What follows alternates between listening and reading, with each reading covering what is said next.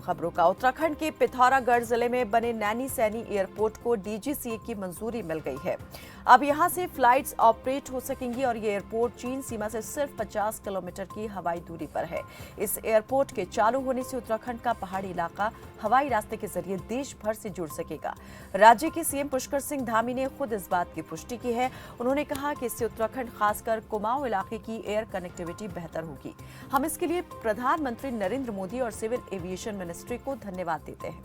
बता दें कि नैनी सैनी एयरपोर्ट को 1991 में केवल प्रशासनिक कामों के लिए बनाया गया था। इसकी एयर स्ट्रिप 1508 मीटर है और अभी इसका इस्तेमाल सरकारी पवन हंस हेली सर्विसेज कर रही है। यहां से हेलीकॉप्टर उड़ान भरते हैं। और इस पर ज्यादा जानकारी के साथ हमारे सहयोगी केशव चौहान जुड़ गए हैं। केशव, नैनी सैनी एयरपोर्ट को डीजीसीए की तरफ से मंजूरी मिल गई है। अब ये एयरपोर्ट जो है आम लोगों के लिए भी खुल जाएगा। इस कदम को कैसे आप देख पा रहे हैं? कितना महत्वपूर्ण और कितना चुनौतीपूर्ण? बिल्कुल, कायनात में आपको बता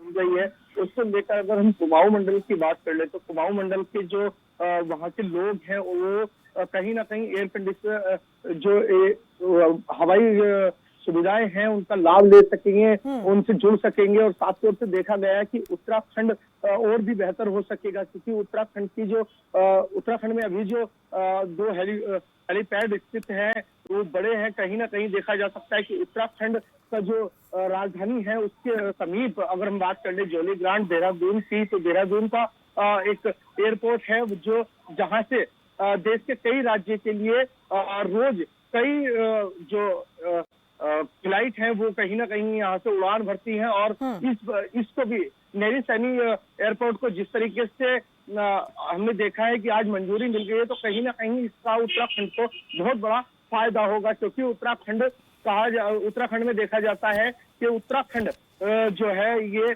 देवभूमि कहा जाता है। इसको लेकर क्योंकि लोग कहीं ना कहीं बाहर से भी आते हैं, तो इसको लेकर कहीं ना कहीं जो ये हेलीपैड है इससे भी नई कनेक्टिविटी मिल सकती है। कायनात, केशव, आपसे ये भी जानना चाहेंगे कि यहाँ से किस तरह की उड़ानें जो हैं वो संभव हो पाएंगी और ये सेवा जब शुरू हो जाएगी हवाई सेवा, तो कितना फायदा यहाँ से लोगों को मिलेगा? और अगर आसपास के दूसरे देशों से मिलने की सीमाओं की मिलने की बात करें तो चीन की सीमा यहाँ से 50 किलोमीटर की हवाई दूरी पर है, तो इसको कैसे देखा जाए?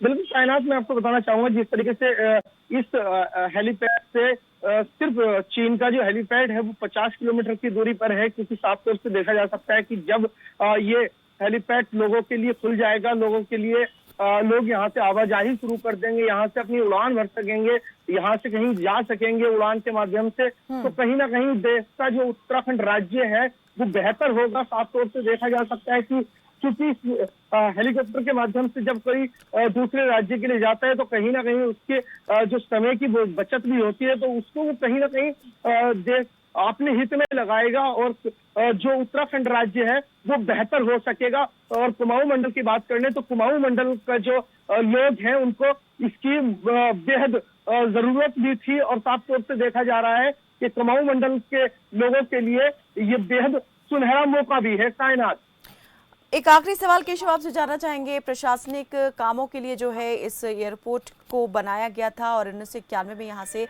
सिर्फ प्रशासनिक सेवा के लिए ही इस एयरपोर्ट का इस्तेमाल हो रहा है, तो अब यहाँ पर जिस प्रकार से आम लोगों के लिए भी उड़ानें शुरू हो जाएंगी, तो क्या यहाँ अभी जो प्रशासनिक सेवाओं के लिए काम किया जा रहा है क्या वो खत्म हो जाएगा या वो भी उसी प्रकार से चलता रहेगा? बिल्कुल कायनात, अगर मैं बताना चाहूँ जिस तरीके से सूत्रों की अगर माने तो जो प्रशासनिक के लिए ये एयरपोर्ट बनाया गया था और प्रशासनिक की जो उड़ानें यहाँ से भरी जा रही थी तो वो भी सुचारू रूप से चालू रहेंगी और लोगों के लिए भी यहाँ से उड़ान भरी जाएगी। कायनात, चलिए, बहुत शुक्रिया केशव इस तमाम जानकारी के लिए।